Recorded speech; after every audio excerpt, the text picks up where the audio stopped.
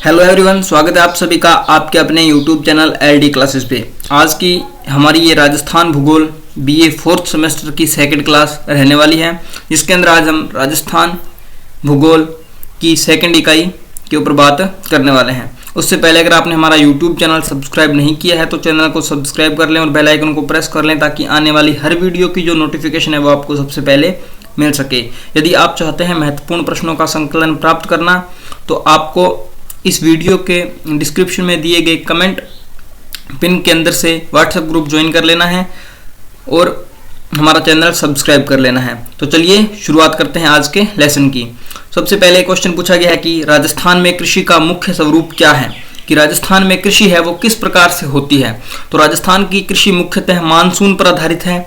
इसे अनिश्चित कृषि भी कहा जाता है। यहाँ सिंचाई साधनों की कमी है, असमतल भूमि और वर्षा की अनिश्चितता के कारण कृषि जोखिम भरी होती है। राज्य में रबी और खरीफ दोनों फसलें बोई जाती हैं। मुख्य रूप से गेहूं, जौ, बाजरा, चना, सरसों, मूंगफली आदि की खेती की जाती है। कई क्षेत्रों में केवल एक ही फसल संभव हो पाती है। हाल के वर्षों में सिंचाई परियोजना और तकनीकी सुधारों से कृषि में सुधार हुआ है।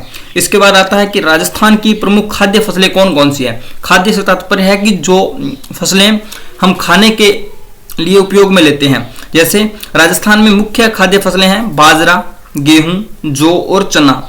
बाजरा पश्चिमी और शुष्क क्षेत्रों में उगाया जाता है, जबकि गेहूं पूर्वी एवं सिंचित क्षेत्रों में प्रमुख है, जहां जौ और रबी की फसल के रूप में उगाए जाते हैं। इन फसलों की खेती मानसून और सिंचाई साधनों पर निर्भर करती है। उसके बाद आता है अगला क्वेश्चन, जिसके अंदर आपसे पूछा गया कि राजस्थान की प्रमुख नकदी फसलें कौन कौन सी हैं। नकदी मतलब जिनको बेचकर धन कमाया जाता है, तो उन फसलों को क्या कहा जाता है, नकदी फसलें कहा जाता है। राजस्थान की प्रमुख नकदी फसलें हैं सरसों, कपास, गंवार, मूंगफली, जीरा, सौंफ इत्यादि हैं जो नकदी फसलें राजस्थान की रहने वाली हैं। इनमें सरसों सबसे अधिक उत्पादित होती है, विशेषतः भरतपुर, अलवर, सीकर आदि में। कपास मुख्य रूप से गंगानगर, हनुमानगढ़ व नागौर में होती है।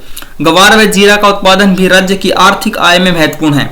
राजस्थान में कपास की खेती सबसे अच्छी हनुमानगढ़ के अंदर होती है, क्योंकि यहाँ पर काली मिट्टी पाई जाती है और काली मिट्टी के अंदर कपास की खेती अच्छी होती है। उसके बाद आता है कि सिंचाई के प्रमुख स्रोत कौन कौन से हैं राजस्थान में।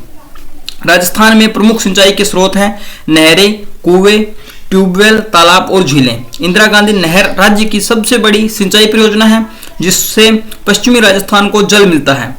इसके अलावा चंबल घाटी परियोजना से कोटा, बूंदी और सवाईमाधोपुर आदि जिलों में सिंचाई होती है। भूजल का उपयोग भी काफी होता है। राजस्थान में प्रमुख नहरें कौन कौन सी हैं। तो राजस्थान की अगर प्रमुख नहरों की बात करें तो इंदिरा गांधी नहर, गंग नहर, विक्रमपुरा नहर, चंबल नहर आदि। इनका निर्माण राज्य में सिंचाई की सुविधा उपलब्ध कराने के लिए किया गया था। इंदिरा गांधी नहर का उद्गम हरिके बैराज पंजाब से होता है। यह बीकानेर, जोधपुर, बाड़मेर में अंतिम बिंदु है गडरा रोड, वहां तक इसका पानी पहुंचता है। राज्य में भूमि सुधार के लिए किए गए प्रयास। तो भूमि सुधार मतलब जो रेतीले इलाके हैं जहां पर भूमि निम्न है, उसको भूमि को उच्च बनाने के लिए, खेती उपयोगी बनाने के लिए क्या क्या किए गए हैं।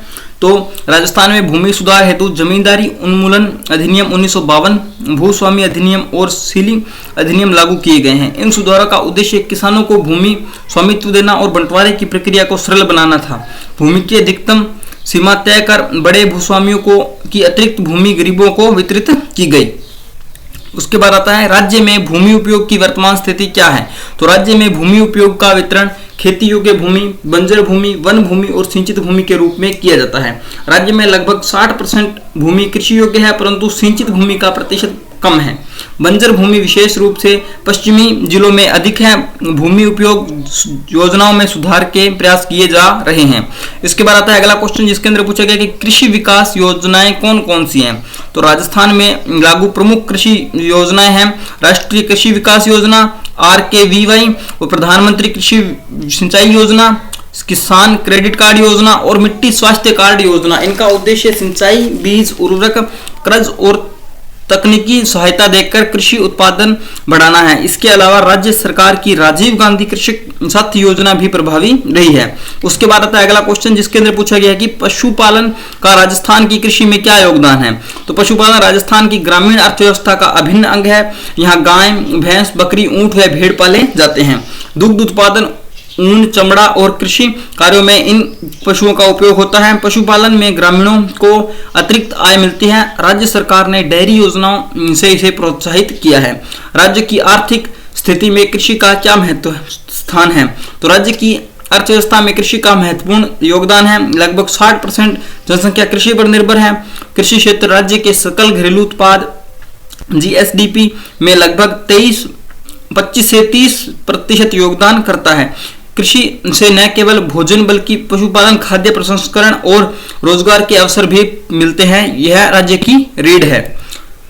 तो आई होप आपको आज का लेसन अच्छा लगा होगा। लेसन अच्छा लगा है तो चैनल को सब्सक्राइब कर ले, बेल आइकन को प्रेस कर ले और वीडियो के पिन कमेंट में जाकर के व्हाट्सएप ग्रुप ज्वाइन कर ले, जहां आपको महत्वपूर्ण जानकारी और नोट्स है वो प्रोवाइड करवाए जाते हैं। यदि आप इसकी पीडीएफ प्राप्त करना चाहते हैं तो आप हमें व्हाट्सएप पर संपर्क करें। आपको इसकी पीडीएफ है वो प्रोवाइड करवा दी जाएगी मात्र 20 रुपए के शुल्क में। तो तब तक के लिए जय हिंद, जय भारत।